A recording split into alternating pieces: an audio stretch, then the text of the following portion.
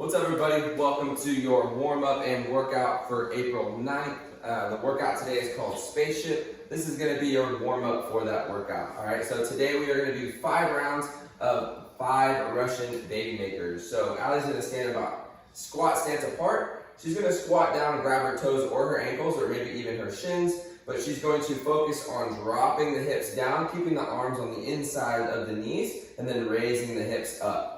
More of a hamstring stretch here when the hips are up, and then more of that hip, glute, groin stretch when she's dropping the hips down. All right, and she's gonna rotate down and up for 5 reps. Then from there, we're gonna go for about a 100-meter jog. You're gonna do that outside, about 30 seconds out, plant an imaginary flag, 30 seconds back.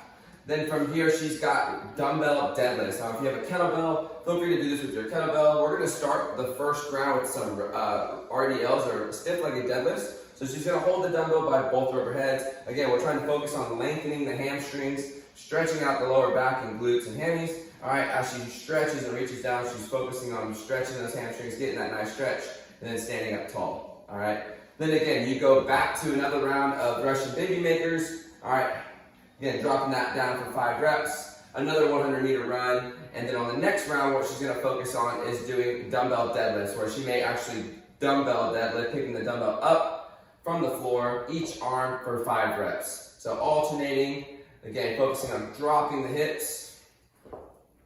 Then round number 3, but once again, we'll do the Russian baby makers, the run, and then what we'd probably have you guys do to start warming up those hips for the kettlebell swings that we have today in our workout. So with the dumbbell, what she's gonna do, we're gonna do some hip hinges. So she'll take that dumbbell. Ideally, you can hold it either by the steel handle or by the rubber head with both hands, and we're just gonna focus on that nice hip pop. So she's focusing on just popping the hips through, focusing on the catch, and then in the press through with the hips. All right, the dumbbell doesn't need to go very high, but we just want her to focus on the movement through her hips. Then she'll relax after about 10 reps. Round number 4, same thing, Russian baby maker, stretching the hamstrings, dropping the hips, nice little run. Then we'll go into those eye-level swings. So focusing on, again, if you have a kettlebell or dumbbell, popping those hips, finishing with the hands about shoulder height or slightly above, but keeping it below the head for about 10 reps. And then round number 5, after your Russian baby makers and run, we'll focus on those nice overhead swings, finishing above the eyes, above the head. All right, notice she's trying to keep her eyes looking forward. She catches it through the hips, nice fast hip hop, reaches overhead for about 10 reps. 5 rounds, guys, alternating the last movement on each round. Have a good warm-up.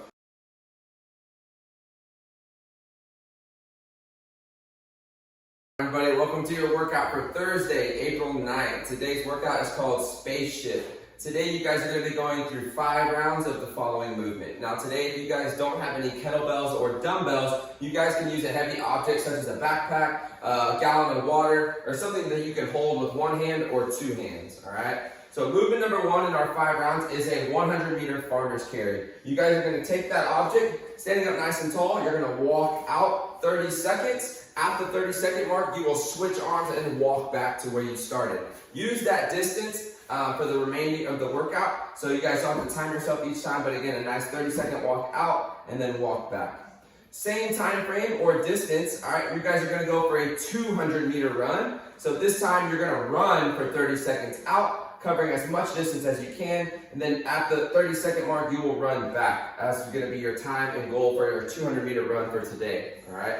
The last movement we have is a 30 odd object kettlebell or dumbbell swing. Now, obviously, with you guys working with awkward objects, we want you guys to make sure it's something that you can swing through those legs in between and be able to hold either overhead or in that eye level position. So in this case, Allie's going to be using her backpack for those kettlebell swings. She'll swing down and through, finishing as high as she possibly can in a comfortable way where she's able to, again, swing through the legs, pop those hips, and finish as high as possible with that object. Whatever that object is for you, figure out what height you want to finish at, whether it's eye level, slightly below the shoulders, or even overhead. All right, we want you guys to go through 30 swings, okay? So again, 30-second walk, 100-meter farmer's carry to start, 200-meter run, 30 kettlebell swings for 5 rounds. Let us know how it goes.